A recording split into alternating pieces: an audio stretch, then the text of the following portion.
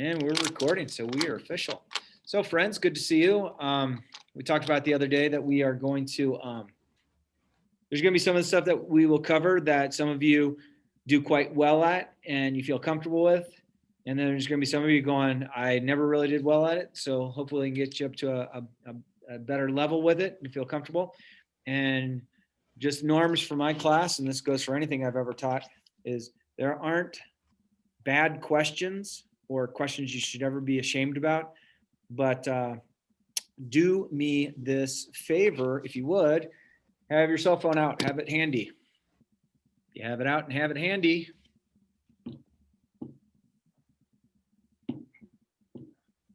I just want you all, because this is your education, it's not mine, so you all get to run with it, but make sure you know this is my cell number.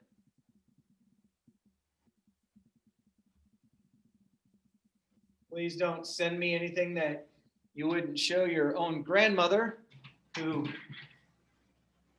might get angry if you had something inappropriate. But if you ever need anything, you're always welcome to send me a text. I will not save your numbers, but I will, so if you're from my class, say, hey, this is Jacob from your 7th period class. I have a question about.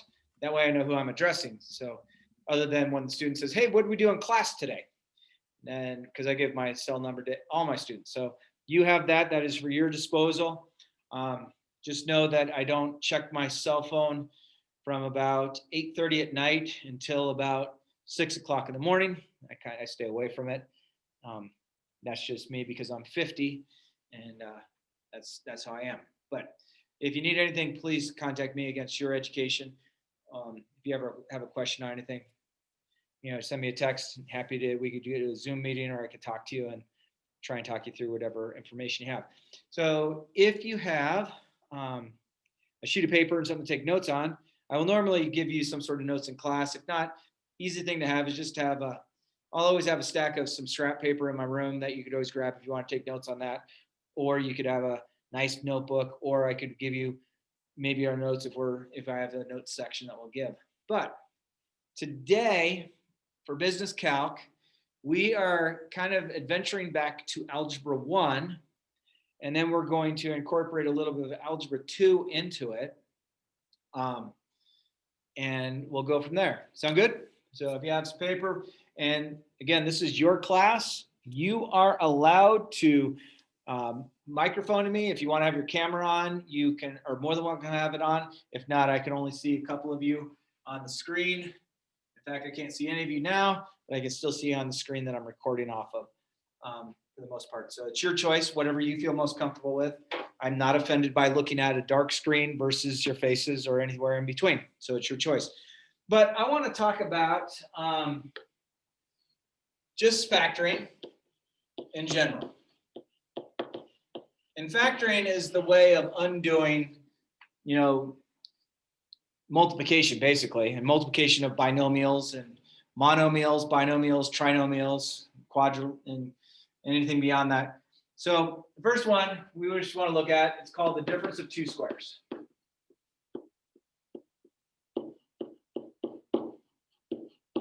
So the difference of two squares is one of the ones that is the easiest to do, but if you haven't done it in a while and it pops up on some sort of test, it's an easy one to forget how to do.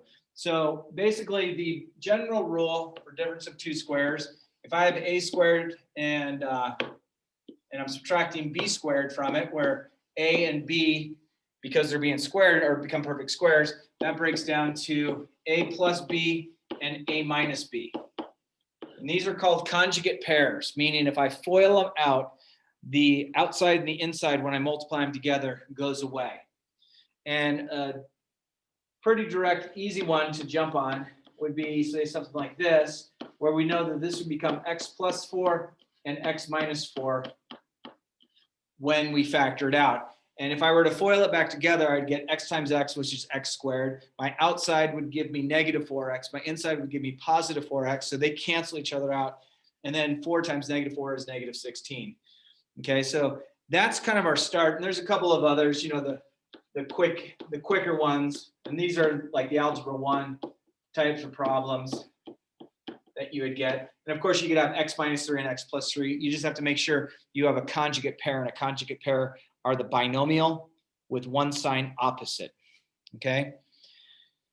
And then as you get into algebra 2, we take this to a little bit further to something that might look something like this. So 4x squared is the same thing as 2x times 2x, and 25 is the same thing as 5 times 5.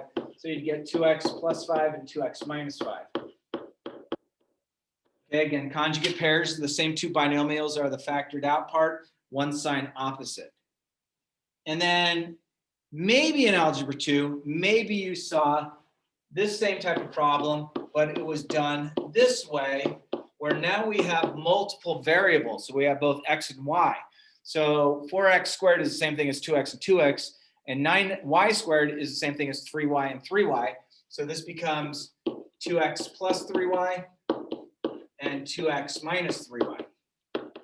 So it just builds upon itself with difference of two squares, and sometimes it becomes real easy to identify, but sometimes it looks a little trickier. Are there any questions up to this point? And I hope all of you have seen at this fashion at some point. If you haven't, let's have a conversation, and maybe we can get you caught up on working through it. We're good? So if we take this type of thing and take it even a step further, and maybe you saw this in algebra 2,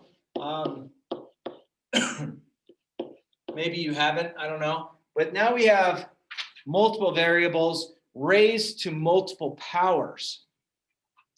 And so this is going to break down to 3xy squared plus 5 and 3xy squared minus 5. So again, it's a binomial conjugate pair, meaning I have one sign opposite. So I have a positive 5 and a negative 5. But sometimes it becomes a little harder to realize that x squared is a perfect square. I think you're good with. But sometimes you might not recognize y to the fourth being a perfect square, because that's the same thing as y squared times y squared. Yes, I understand it's the same thing as saying y times y to the third, but you're looking for perfect squares. And then the gotcha difference of two squares is this one.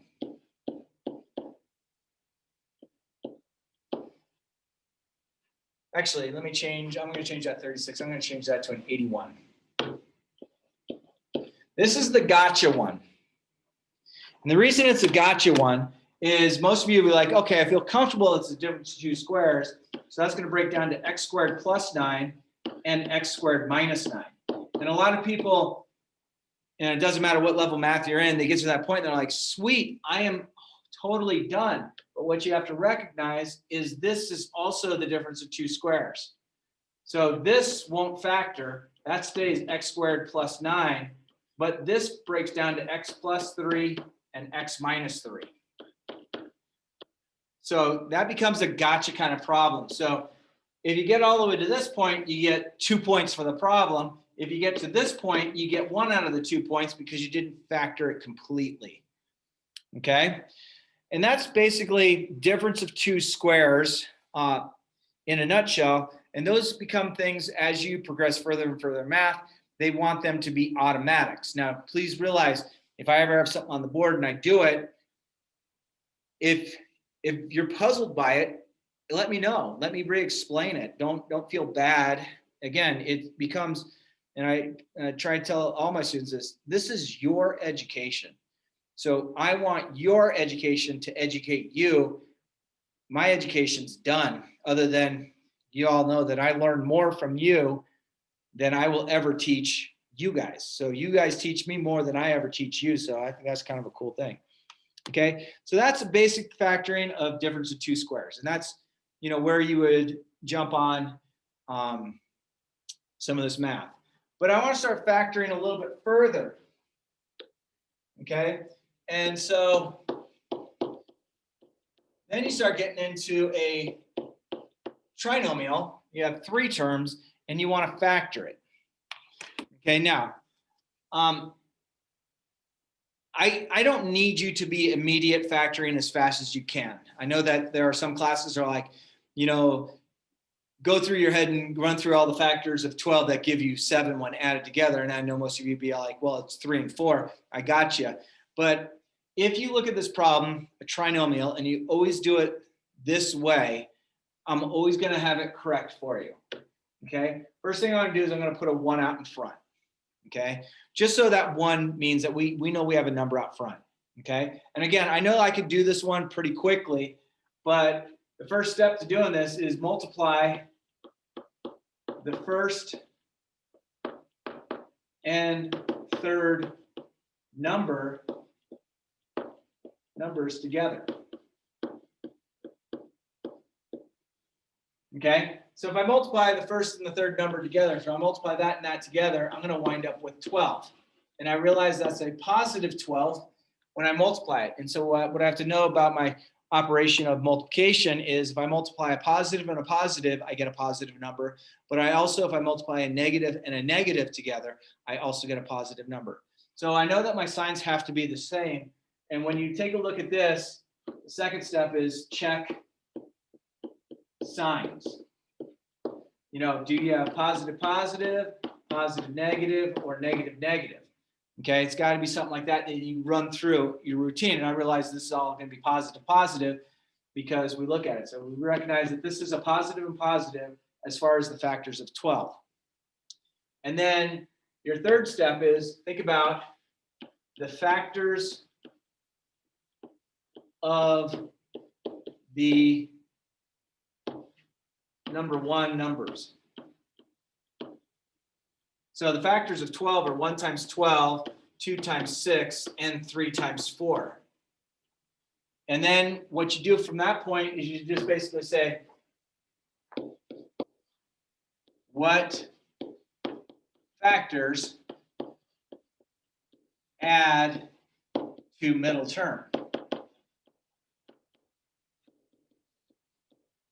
And then make note of signs. Okay, so in this case, we should feel comfortable that 3 and 4, when added together, would give me that 7. And then what you're going to do is you're going to bring down your first and last original term. So in our case, we're going to go x squared and 12, and I'm going to leave myself a nice big space in between them. And when I do that, I realize I have a plus 3x and a plus 4x. Now that order doesn't matter. I could have had the plus 4x first and I had plus 3x last. But once you get to a point where you have 4 terms, you're going to group your first 2 together, take out anything in common, group your second 2 together, factor anything out, and then it'll give you your answer.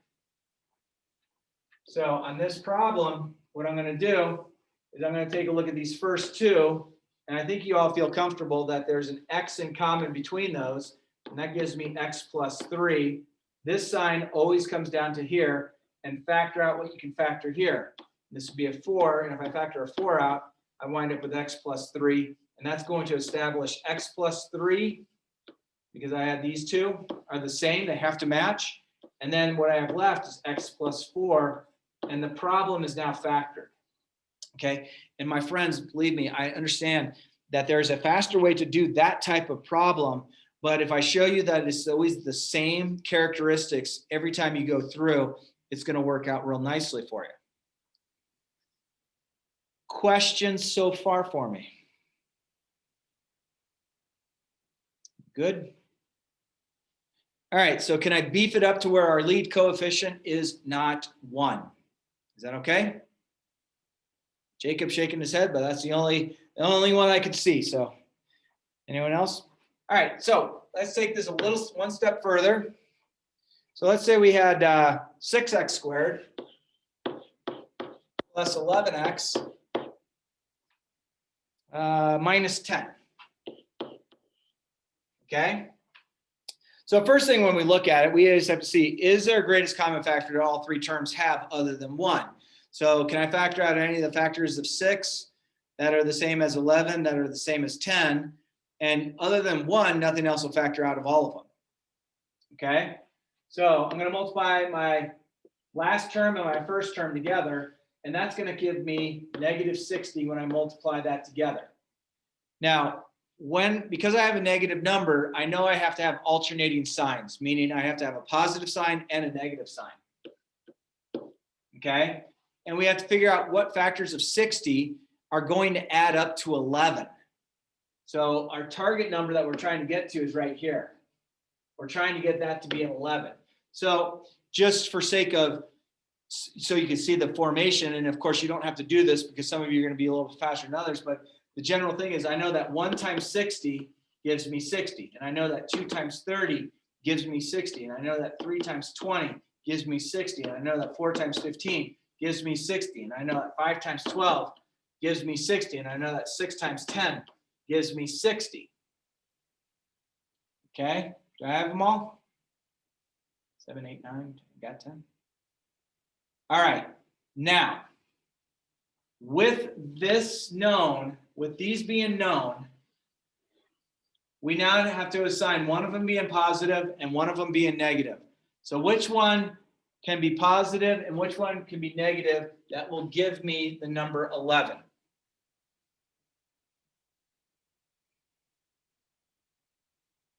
This is a group interaction, not just single. A positive 15 and a negative 4. Okay, so positive 15x and a negative 4x. Do you agree that if I combine those together, it goes back to positive 11? And again, I could have put it as negative 4x plus 15x, and it's still going to work the same. Then I'm going to bring down my first term so that I get 6x squared. Bring down my last term so I get minus 10. And now it's grouped together. So I'm going to look at my first two terms and say, what goes into both of those? And I get a 3 and an x that I could pull out of both those terms. If I factor a 3 and an x out of 6x squared, that leaves me 2x. 3 times 2 is 6. X times x is x squared.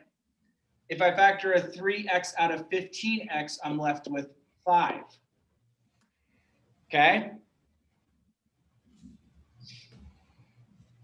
And again, this is being recorded, so if you need to ever go back to rewatch this, please feel free to.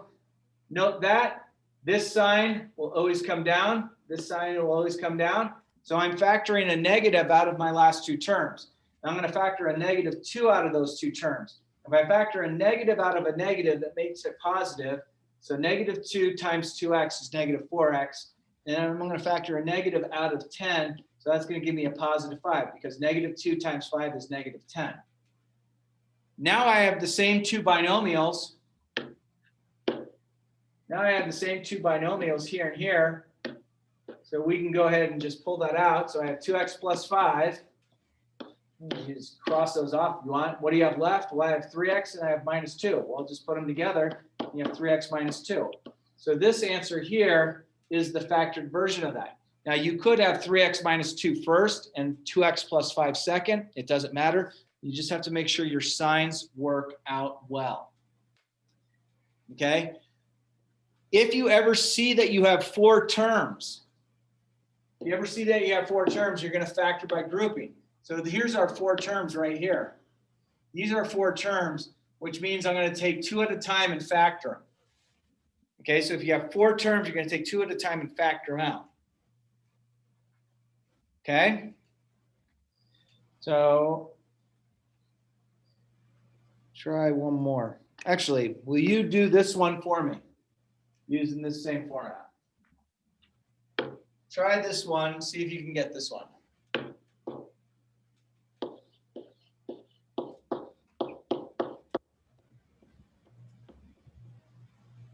Try that. I'll give you about a minute. I'm gonna, or give you a minute and a half to do it. Try it.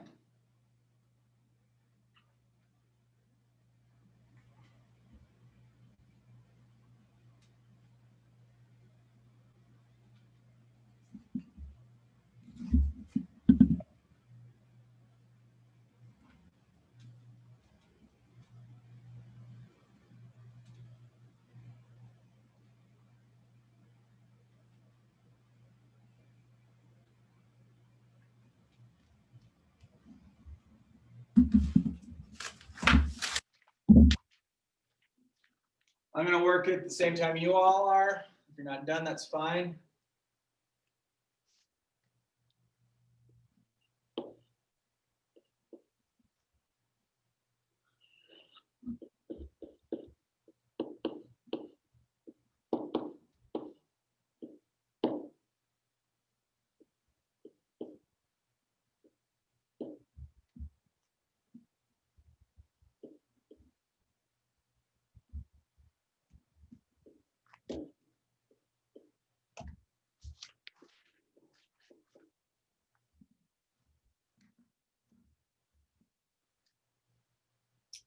Okay, friends, which of those factors, both being positive, add up to 18? 6 and 12. Well, agree, everybody? So that means this is going to break up to 6x and 12x. And of course, I could have wrote it as 12x and 6x. And then I'm going to bring down my first term and bring down my last term. And so now we have 4 terms, so we're going to factor by grouping. So it looks like I can factor a 2x out of that, because 2x times 4x is 8x squared, 2x times 3 is 6x. This sign has to be the same. And I can factor a 3 out of both of those, and that gives me 4x plus 3. B and these are the same. We're just going to cancel them out. What do I have left? I have a 2x plus 3. And that is how that problem would factor. So again, if you start seeing 4 terms, you want to factor by grouping. You see 4 terms, you want to factor by grouping. Okay, and it doesn't matter if you have 4 terms where you have like it raised to the 3rd power or to the 2nd power. If you have 4 terms and there's not a greatest common factor, factor it by grouping to see if you can figure it out. The last problem I want to show is already broken into 4 terms.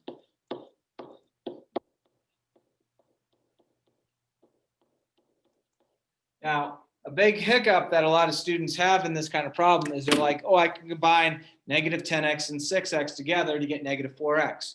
You're absolutely right, but it's already broken into 4 terms. So if you look at these first two terms, you realize you can do a 5x, and that's going to give you 3x minus 2. This sign has to come down. I can factor 2 out of both of those. 3x minus 2 matches up. What do you have left? You have a 5x plus 2. And of course, the same answer is 5x plus 2 and 3x minus 2. Okay, so that's the long and the short of factoring. Okay, so I'm going to stop share there, come back to y'all here. Did I lose anybody? Got 17 of you.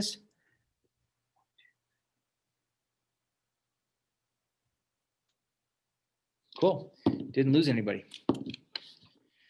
All right. So let's do a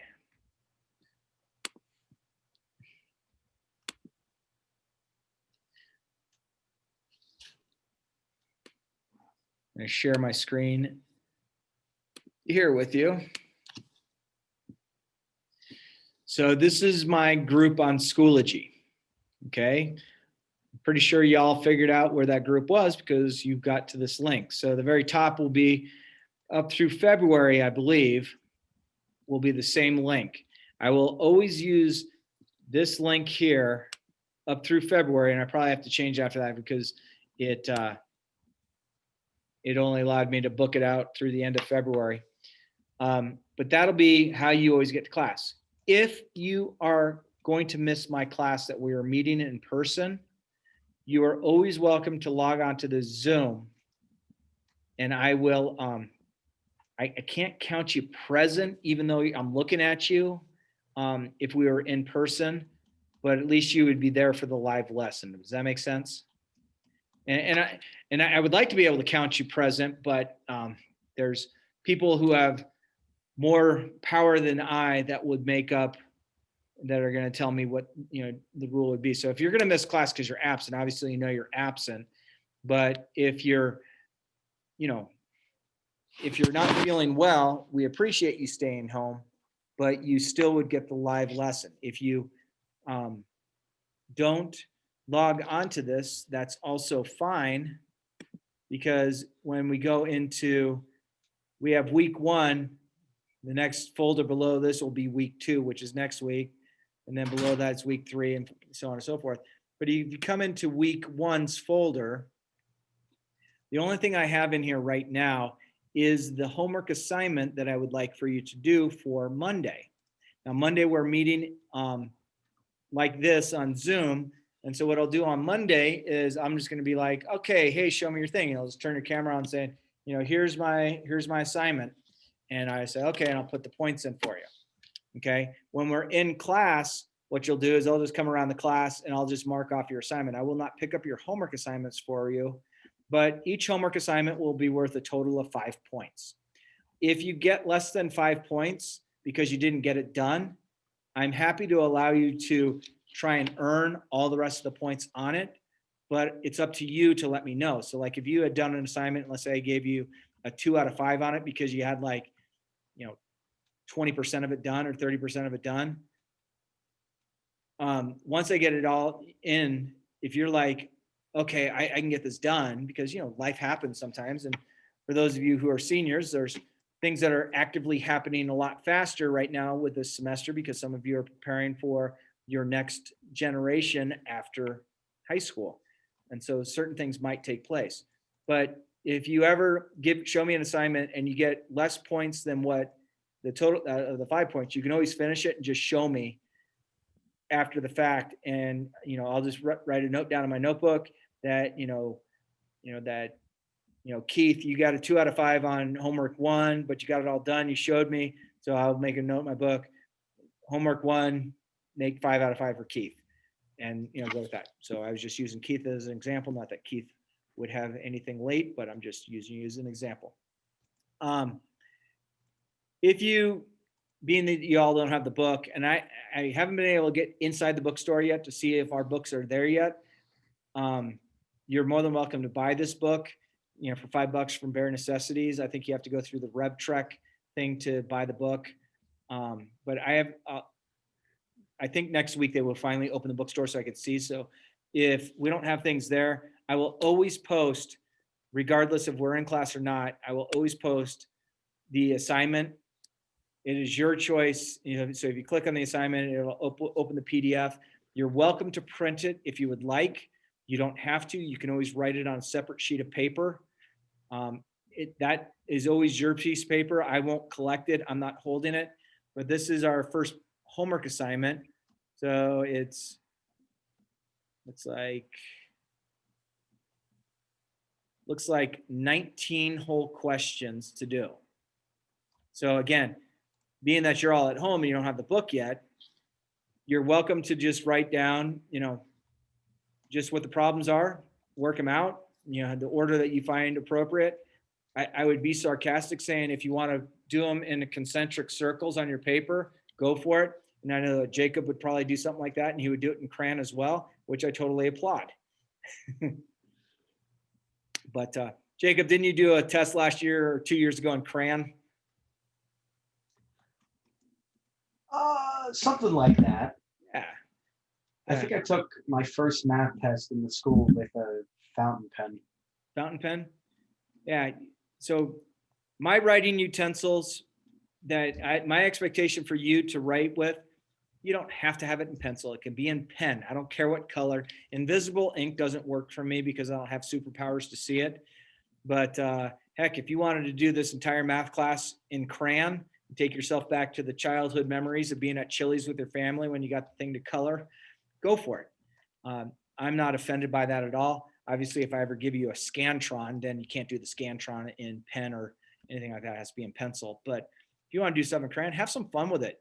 I mean, we're throwing the rules out the window, and I'm pretty okay with that. So let me stop sharing there. Let me open it up to forum for all of you. What kind of questions do you have for me that I have not answered at this point in time?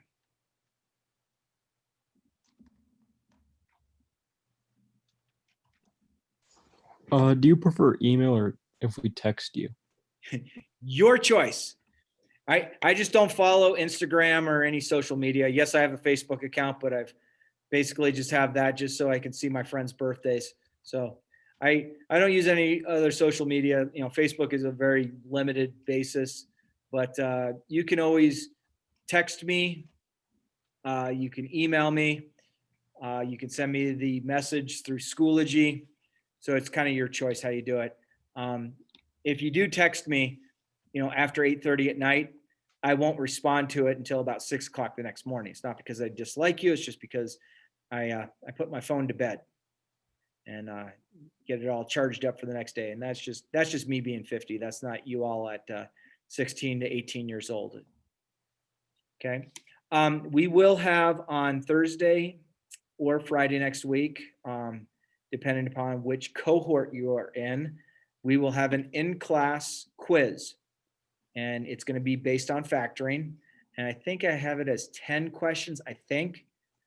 But again, I challenge you. Let's have some childhood fun with this. If you want to do your stuff in crayon, go for it. If you want to do it in pen, go for it. If you want to do it in blood, well, I guess is acceptable, but then becomes kind of a biohazard. So I wouldn't 100% recommend it. But we can totally have some fun with this class. And again, you're not offending me if you don't have a number 2 pencil. And I know that there are teachers that perhaps you have had, I know I have had, that they're like, oh, your name is, a half inch beyond the margin, so I don't accept it. And it's like, ugh, are you kidding me? That doesn't make sense to me. I am not that person. I'm looking to see what you know. And whatever writing utensil you choose to use, awesome. Some of you that are trying to figure out how you want to take notes. Some of you might choose to go get a big old paper towel roll and you just roll it out and that's your notes. And then you roll it back up when you're done. It doesn't bother me. Excuse me. So quiz next week, we will have this class again on Monday, the same way, and you should be able to log in the same place. And I will have anything that I teach will always be videoed, and I'll video it through this format, and then I'll post it, and it comes up as a YouTube link in Schoology. Here, I'll show you on Schoology what it would look like. I'll show you one of my other classes, just because I haven't recorded y'all yet. So we're back to this page. So let's see if this is going to work. I'm going to go to Accelerated Algebra 2. A couple of you, I had an Accelerated Algebra 2, but this is my Accelerated Algebra 2 class. So, and I know that you all don't see this, but if you once you log in, if you see this little chain link, if you click this, it would take you to the YouTube video that I recorded for that class. And the nice thing about the YouTube is, of course, it should work on pretty much any of your devices that have the internet. You can fast forward it and reverse it and do anything like that. And then you get to see all the funny stuff that's off to the side. So 99-yard touchdown, Tom Brady. Hey, there's one of my lectures from another class. But that is basically where I am at with the class. Any questions or concerns from you, my friends? Feel okay? So, do you all know what your homework assignment is? Does everyone know where to find it? Yep. Cool. You are welcome to start on it if you want to start on it now, and just stay on here. And if you have any questions, I'm happy to walk through them. And I'm going to stop recording now.